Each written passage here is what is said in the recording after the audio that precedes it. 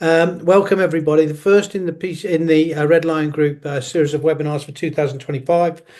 We've got another one lined up, which I'll tell you about at the end, and we're looking to put in place more for the series. You can see all the back events that have been done in previous years on our YouTube channel, or indeed via the Pouch Support website. But tonight is a real treat. It's a different type of topic. In that Ben Barbanel, who's well known to ourselves, the trustees of the Red Lion Group, and did a brilliant combined webinar with Janindra Warusavitarne last year, and has I guess advocated for the pouch community, both with Janindra at at least one international conference, but also in his many discussions. He's a fantastic networker. Having said all that, Ben, how do I get fitter? David, thanks for that. Very kind introduction. I think I've probably met or been on calls with most of you. If I haven't, just a very brief history. I was diagnosed with ulcerative colitis when I was at university, which was a long time ago now, back in 1998. It was one of those scenarios that became very aggressive very quickly from nowhere, actually initially triggered from food poisoning.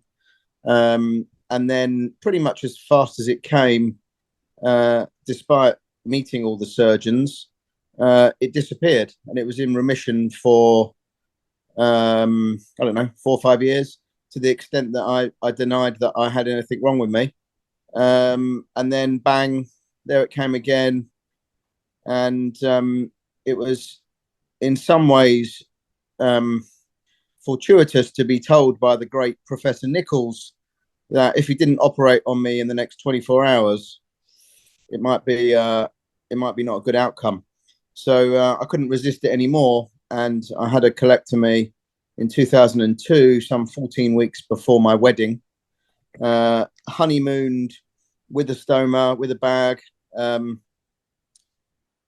Table Mountain with a bag, swam with great white sharks with a bag. But that said, didn't fancy at that relatively young age having a bag forever. So had in those days, which was a more common technique, and perhaps something that's making more of a return now, something called an iliorectal anastomosis, where effectively they joined my small intestine up straight to my rectum, which was always pretty much spared from disease, on the very strict condition that every year I would have a camera up my bottom where they would check for any nasty cells or anything like that. And all the way through until 2018, not only did I have a fantastic time with control, with no urgency, etc., etc., I had no issues with the annual surveillance. And in 2018, they found pre-cancerous cells, and they said, look, they may never change, or they may change tomorrow. But what we do know is everything remaining is coming out, and it's coming out pretty damn quickly. So go and meet the new guy in town, who is Janindra, and see what he can do for you. And the first time I met Janindra, it was only ever about, can you do a pouch? I don't want a bag. And he was like, yeah, let's try, no problem. And not only can I do a pouch, I think I can probably do it, despite having had a lot of open surgery in the past. I think I can probably do it in one step. So I went to sleep under his guidance, and woke up not really knowing what I was going to wake up with. And that moment of patting down my stomach to check if there was any rustling noises. And fortunately, I avoided a stoma. So I had an all-in-one rectum removal and pouch in one. And then 3 days later, I had the most unbelievable, really unknown in terms of cause, hemorrhage.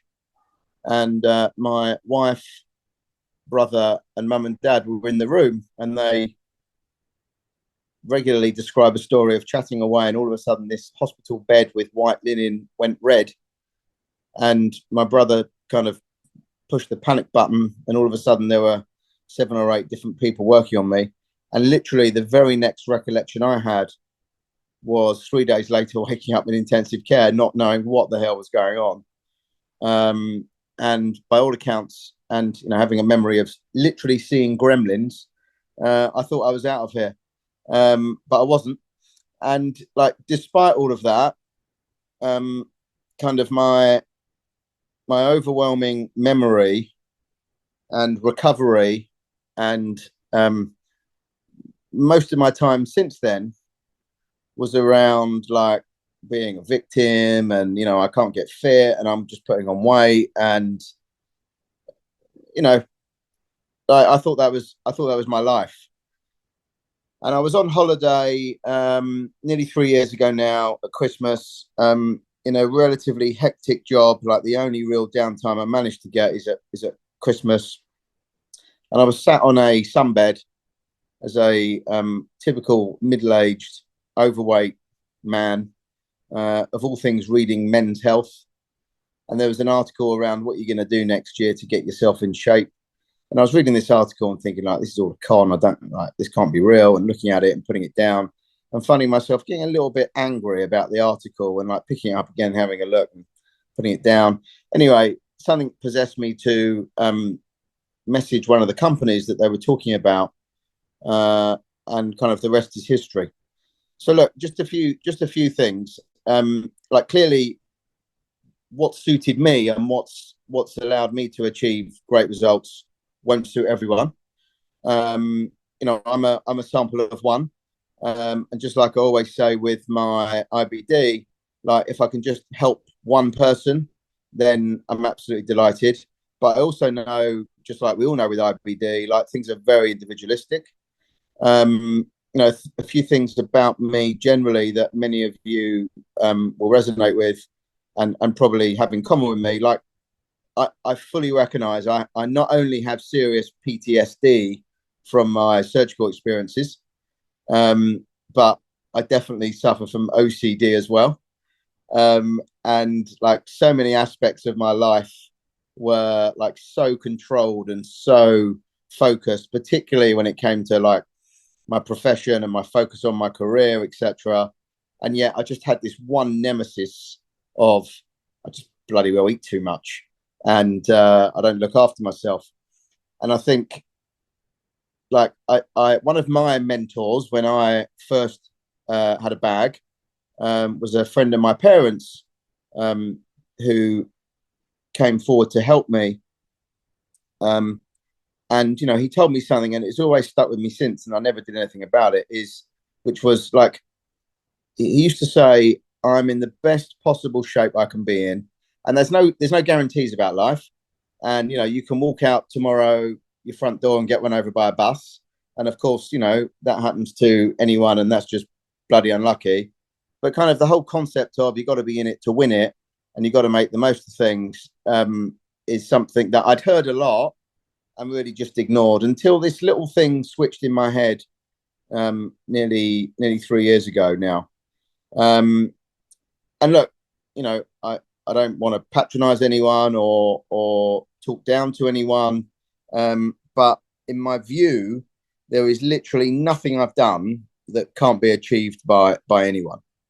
And like, also, there's no rocket science here, okay?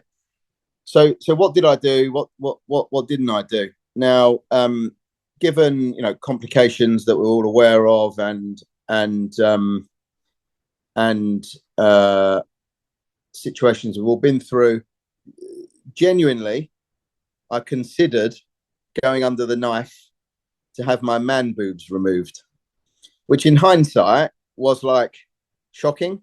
Here's a guy that had some pretty major surgery from autoimmune disease that was clearly unavoidable, been on some nasty drugs, had some serious complications of surgery, and then was sort of contemplating having risky plastic surgery to deal with stuff that was almost self-inflicted.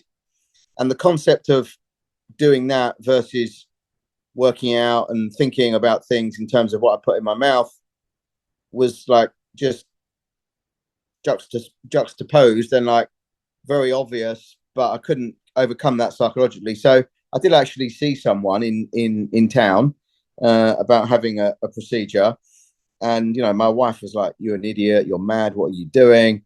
And I was like, "Oh, I can't do this. I can't do that. You don't understand."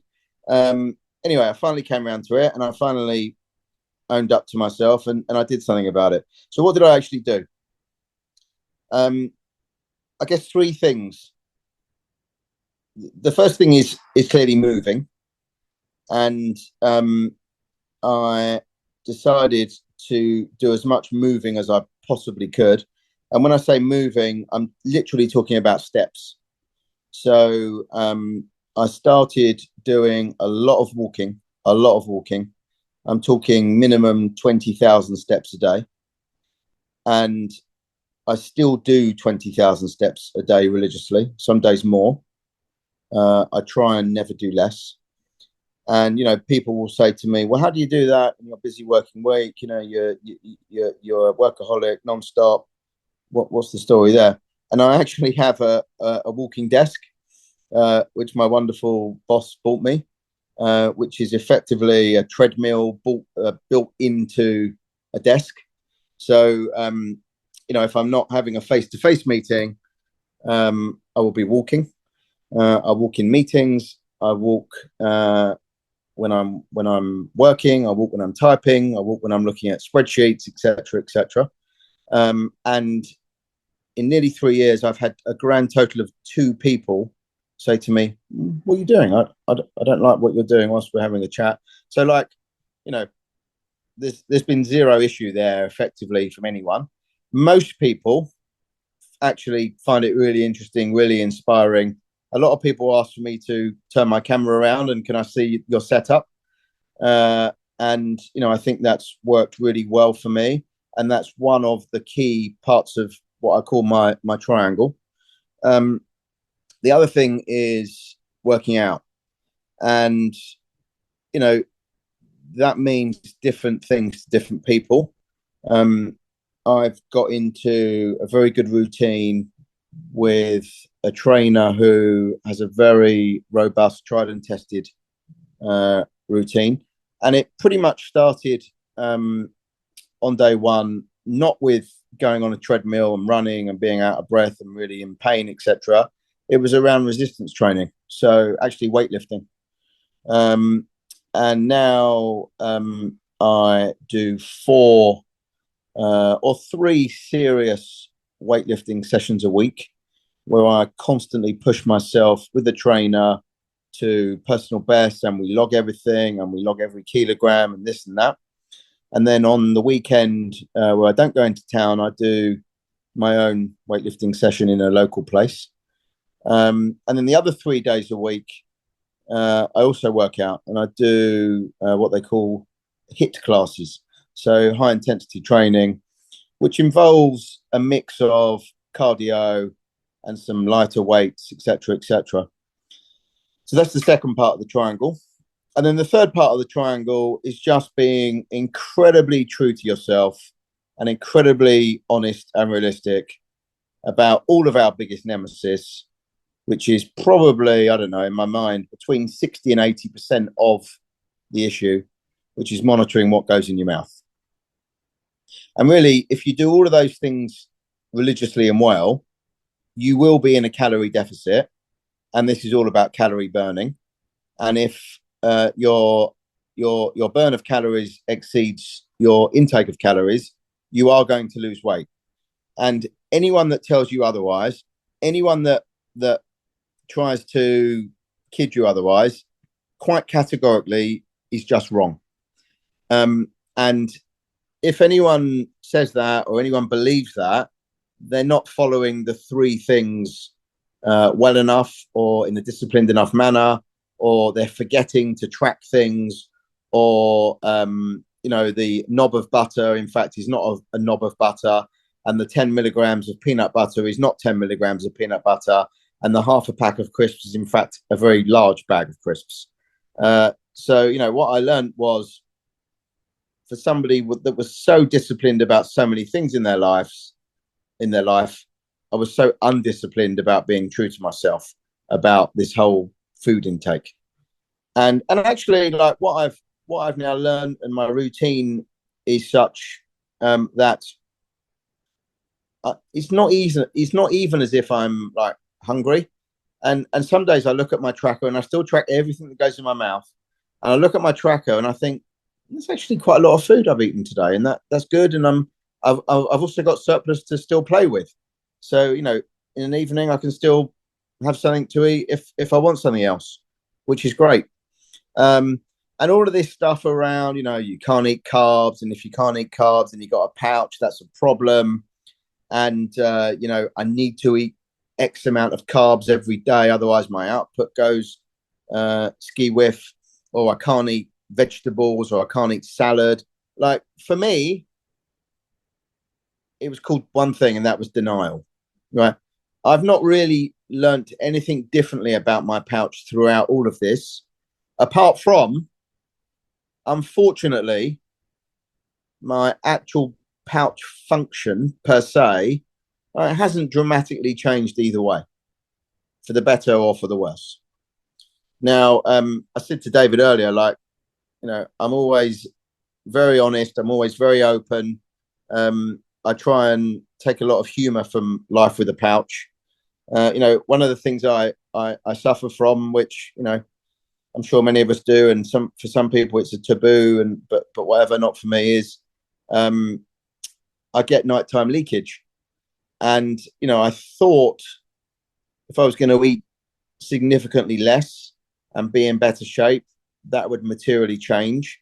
And I've seen Janindra. I've seen, some of you might remember that lady who was probably cruder than me, called Ellie Bradshaw. I've seen this nurse. I've seen that nurse. I've seen this gastro. I've had this undignified test. I've had that undignified test. I use a catheter, an enema to try and empty. None of it's helped me remotely. And now I've just been referred. I've discovered a real specialist bowel physio that only focuses on effectively bowel incontinence post bowel surgery. So I'm about to embark on some bowel physio to see if that helps. I guess that's the only thing that this whole new regime hasn't helped. And then, really proud to say that I've had kind of several medicals and blood tests and heart monitors and CT scans and this and that. And I had something just this week, because, again, my OCD tells me, oh, you should go and have this checked and this checked. Without any exaggeration, the doctor said to me, I reckon I would probably age your heart at 10 years younger than what it actually is.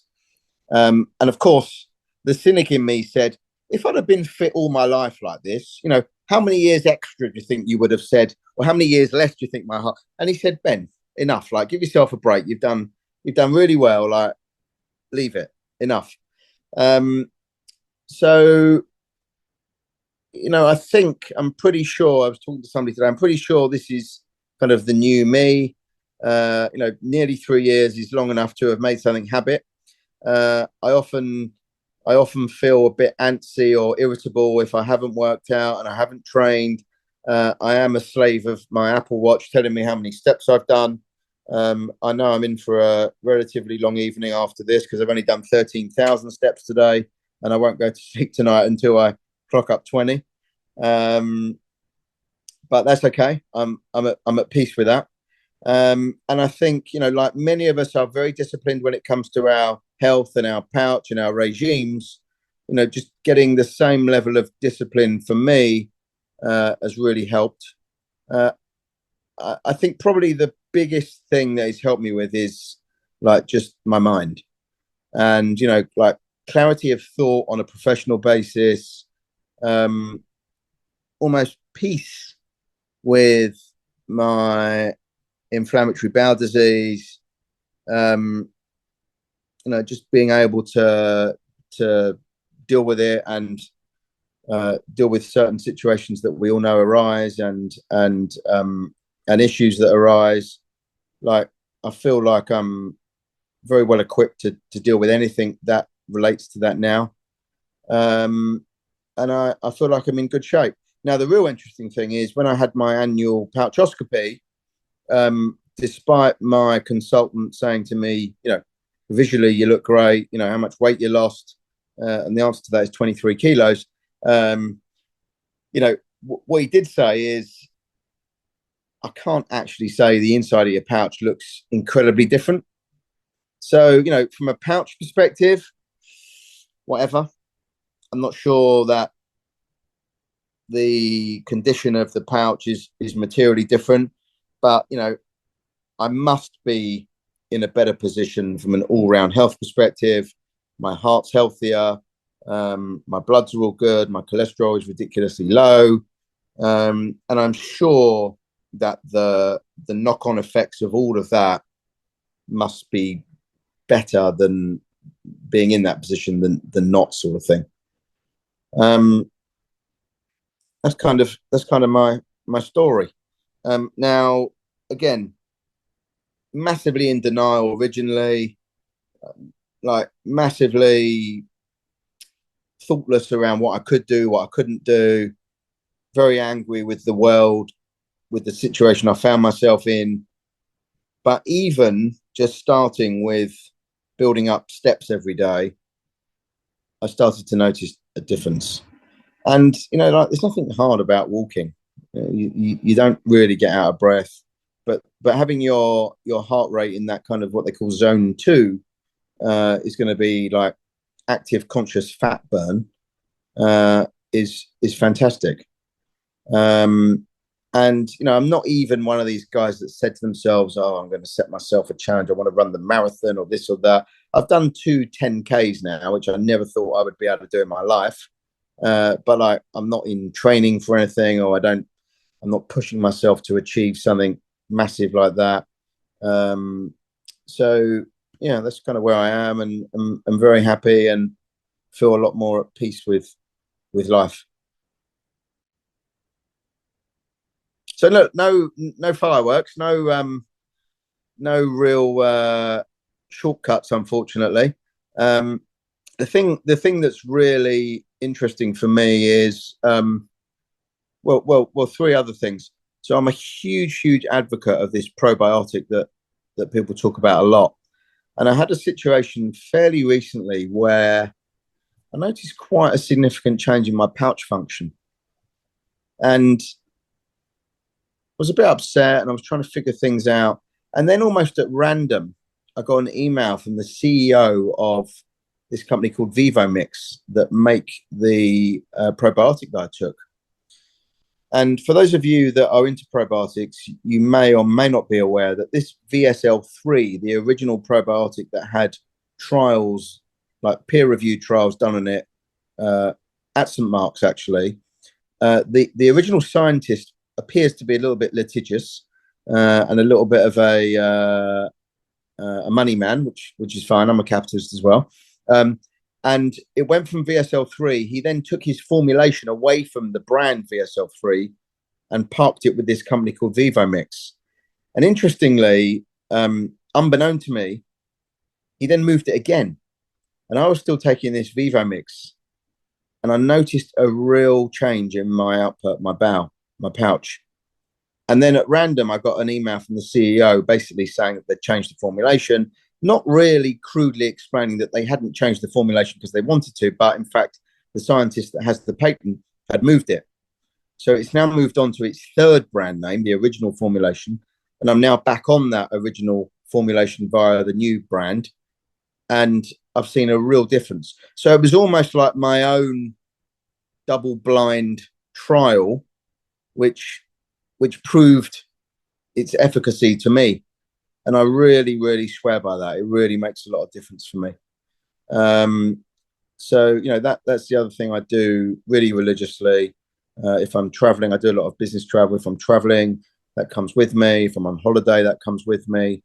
And I think it's called CDS 22. and if you Google like Vivomix new formula or something like that, you'll find it. The company that have the sole distribution rights in the UK now, I think, is a company called Probiotics.co.uk. And the website looks a little bit amateurish, but I've ordered now 3 times, and service has been unbelievable. It's been delivered the very next day, no issues whatsoever. And I'm back on that, and it's working as it did before.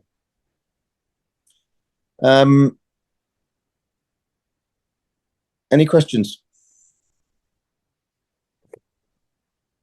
Great stuff. Thank you for that. I'm sure there will be some questions. I've got about 1,000, but I'm going to give other people a chance to talk first. You mentioned turmeric in your presentation with Janindra last year. Is turmeric off the menu? Turmeric is off the menu, actually, David. It's a good question. I am a great believer in trying stuff for 3 months. If you notice a change, great. Don't rock the boat. If you don't notice a change, see what happens if you take it away. And I took it away, and I didn't notice anything different. So I don't take turmeric anymore. Right. Interesting. Can I ask a slightly personal question? Sure. Ben? Yeah. What does your wife think of your regime, and what's your kids' views, if any? Yeah, it's a really good question, Chris. So my wife now calls me a machine. She thinks it's unbelievable. Robot. Yeah. She would say that quite categorically that she cannot believe like what I've achieved and how focused and motivated I am. My wife has been walking and doing steps for years beyond me. My wife's a severe asthmatic, so ironically, my wife takes a biologic for her asthma. So she doesn't do cardio because it doesn't really allow her to, but she's also got into weight training as well. And then my kids, I have, for anyone that doesn't know, I have 3 lads. I have a 19-year-old at university, I have a 17-year-old, and I have a 12-year-old. All 3 of them have really followed their father, and particularly my middle one has become more OCD than I am, and he has the most incredible physique. It's quite sickening. Yeah. But my older one and my little one are both really into it as well.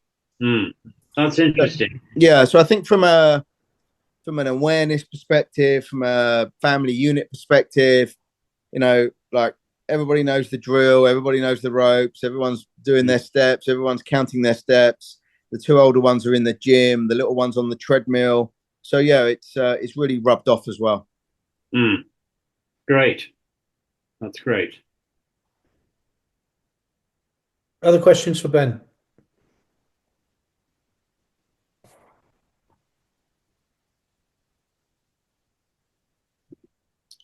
One or 2 on chat, I think, David.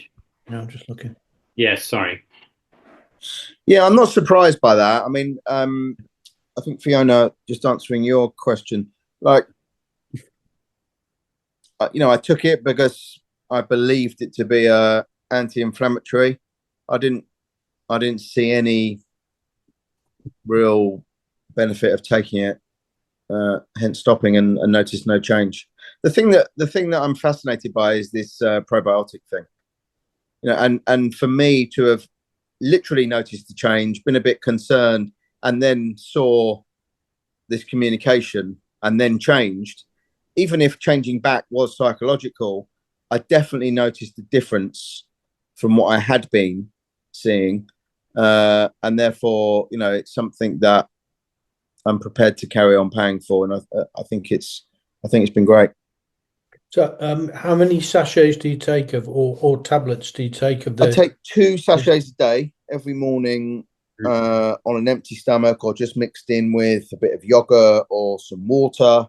It's relatively tasteless. It takes 10 seconds. I think it works out at about £1 per sachet. Right. I think that's quite cheap, isn't it? compared to VSL and Vivomix? I don't know. Yeah, I can't actually remember. Maybe slightly more, £1.20 a sachet, but not. Yeah. What do I mean by difference? So, Fiona, I was on the Lumor. I had more urgency symptoms, and my nighttime leakage was worse. I mean, the difference is I think one additional bug, isn't it?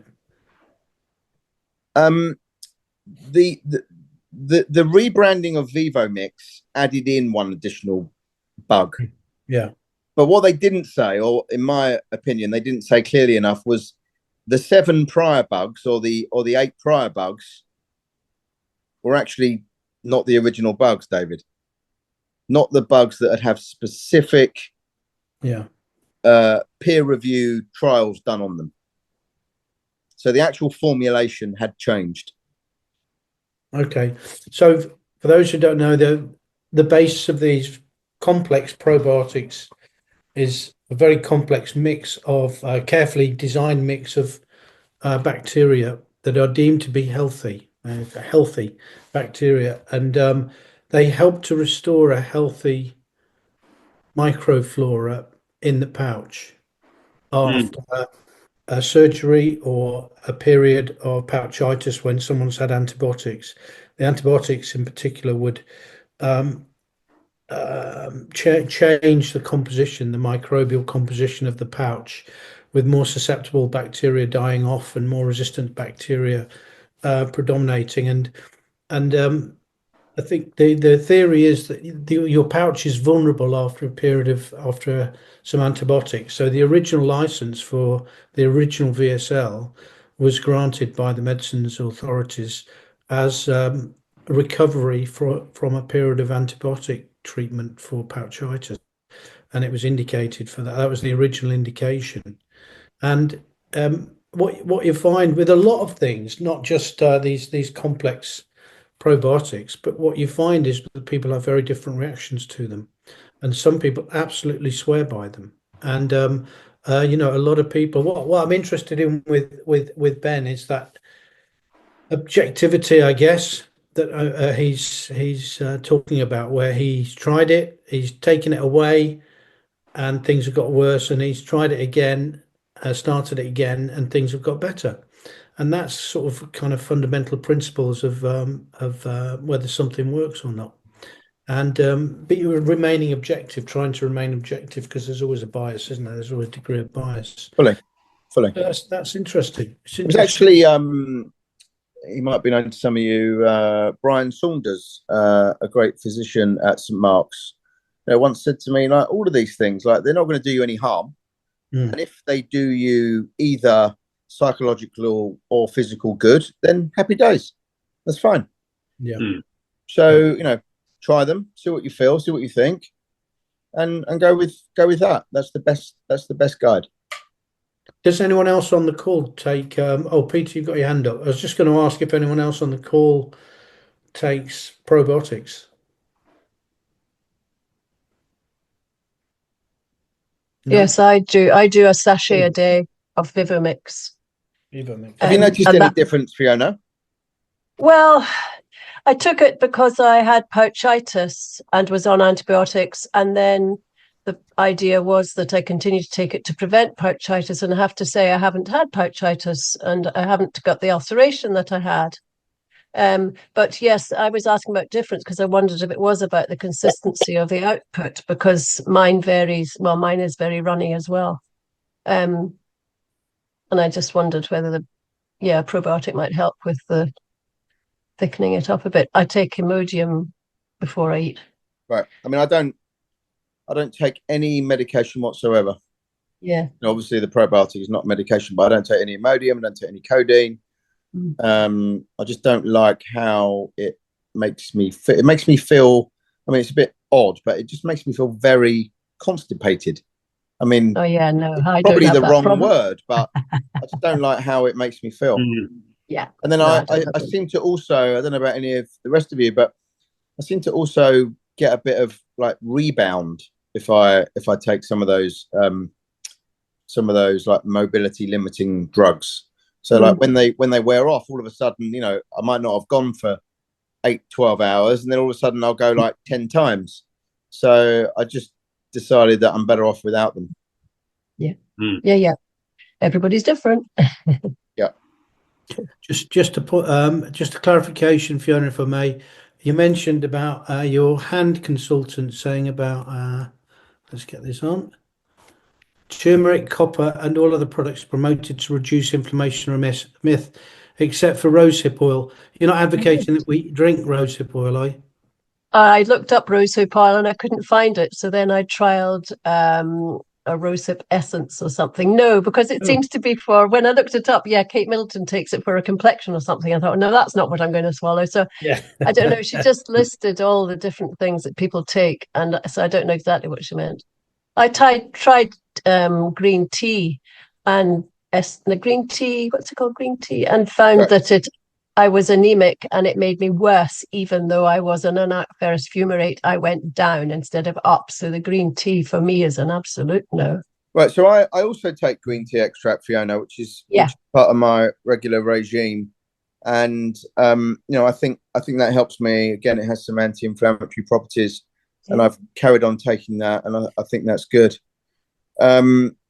Mike's asked about iron. So it's a good question, Mike. I did have a situation probably about a year ago where, you know, like if you plot, and I have quite a clever app that I use. If you plot your weightlifting, you can over a period of time you can broadly see things kind of increasing as you'd want them to in terms of weights you lift.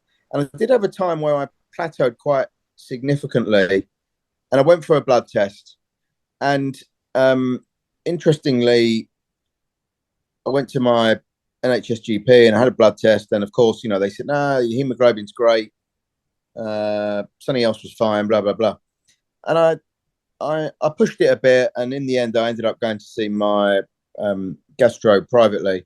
And he said, yeah, hemoglobin's a bit of a misnomer. It's, you know, it's well talked about. But if you talk to the actual iron guys, they want to get more of a picture. So I had a further round of blood tests done where they looked at ferritin and something called transferrin. And basically the way it was described to me was you've got almost 3 iron measures. One is like the shop floor, one is the stock room, and one is the vehicle which moves stock from the stock room to the shop floor. And he said, your shop floor is absolutely fine. He said, but everything behind it is shit, i.e. your little vehicle that's running around moving things is knackered and run out of petrol. And your stock room is on its knees, it's depleted. So I've now had 2 iron infusions. And every time my personal trainer has illustrated to me graphically that there's been a significant spike in my lifting output and therefore my strength. So I do quite regularly check those iron markers and not just the mainstream, like what I would call obvious hemoglobin level. Yeah. Thank you. Is it sustained? Peter, I'll come to you in a minute. Right, okay. Is it sustained? It's an interesting one. So again, on the theme of being very open and honest with no shame, because I prod with my pouch quite a lot, i.e. I'm a regular inserter of enemas and catheters. For anyone that uses a catheter, you know, they may well be aware that it's perfectly normal from time to time. You can, what they call, scratch the neck of your pouch. So I lose a little bit of blood now and again, sometimes more than others. So I have had a scenario where one of my iron measures has dropped, hence why I repeated it. But in the main, it's broadly flat and sustained. I do take an iron preparation called Probiotics, which is relatively gentle. It comes as a liquid or a tablet.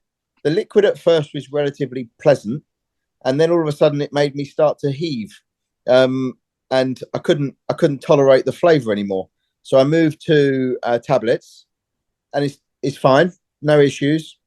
Everyone's happy with that. It's not one of these like aggressive irons that causes any. I mean, the biggest problem with iron, ironically, is gastro disturbance. I don't have any gastro disturbance from the iron, and I seem fine with it. Thank you.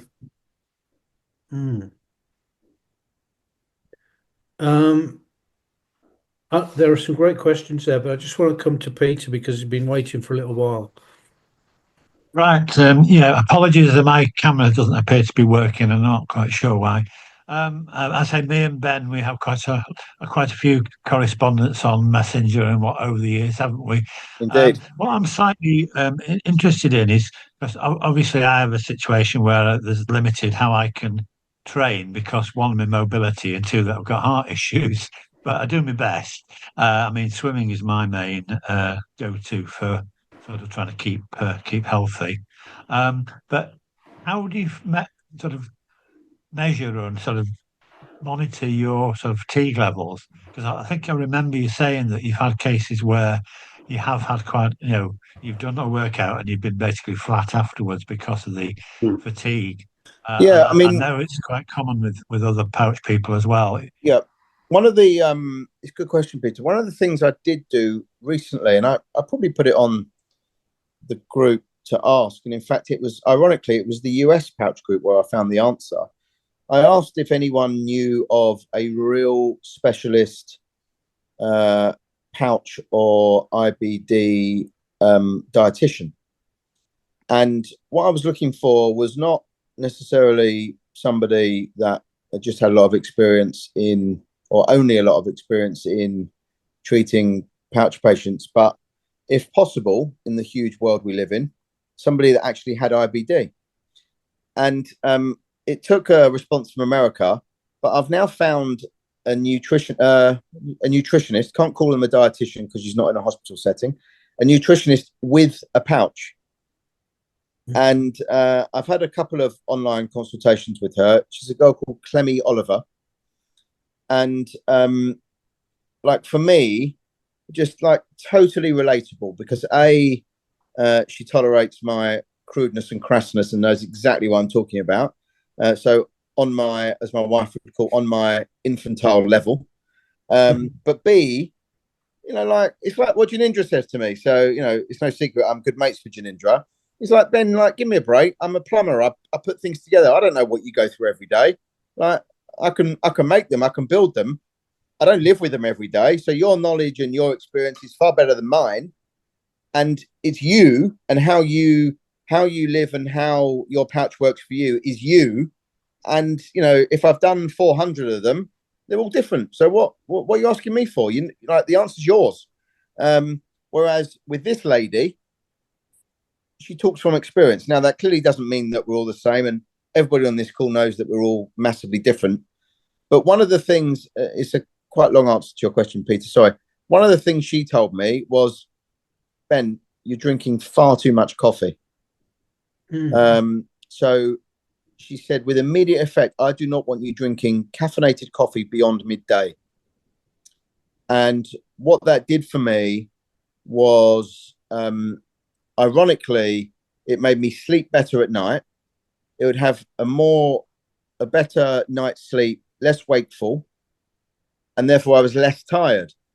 And of course, it's a vicious circle because I thought less caffeine, I'd be more tired. Yes, a bit of withdrawal, but it would be the reverse. So now I don't drink caffeine after midday. I actually sleep better, and I'm less tired. So I think a combination of the iron, the caffeine, the better sleep, I think that's all helped. But look, when you're working out hard, you're going to be tired. The interesting thing, Peter, is, I'm pretty fit now and I'm pretty strong. And I went away for my wife's birthday a few weeks ago. And we both got up in the morning and said, right, let's go to the gym in the hotel. And I went to the gym and I looked at her and I said, you know what? I can't be bothered today. I'm going to do something different. And I dived in the lovely indoor pool. And I haven't done that for years. And when I was a kid, I used to actually swim for the county. And I did 50 lengths. And when I got out of the pool, I was completely knackered in a different way. I was tired. So I think, Peter, swimming creates a different exhaustion than working out or doing a HIIT class. So you're probably not giving yourself enough credit. I'm trying to do about 600 meters, but that's a day. Yeah. Obviously, I've got issues with my joints. I'm getting a new hip next Thursday, so a week on Thursday. So hopefully that will help. Yeah.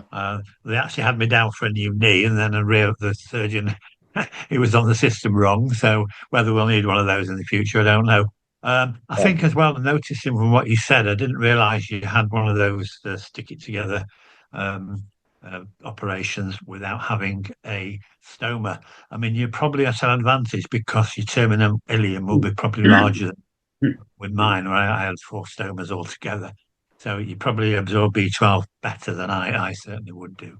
Yeah. Obviously, the other thing to remember, I think I've mentioned this in my correspondence with you, that B12 can be depleted by exercise. Yeah. My B12 for some reason has always been very strong. And I was told actually by my gastro last time I saw him, like, Ben, stop taking B complex. You don't need it. So I've never had a problem with B12. Yeah, I think it may be because you've got more of the terminal ileum than most of us. From what you've said, how your pouch was formed. Yeah. Is that the more sophisticated measure of B12 that measures the free form or the total? Both, I think, David. Yeah. Somebody asked some questions here. Are there any foods you want to eat that you have to avoid? Is that from a pouch perspective or from a weight and fitness perspective? Or both. Having a pouch and doing the exercise with the pouch. The answer to both is yes. So I think, firstly, from a weight perspective, like, ironically, even having lost 23 kilos, like, I was never really a Mars bar eater. I just ate too much. And, I was in this mindset of, well, chicken breast is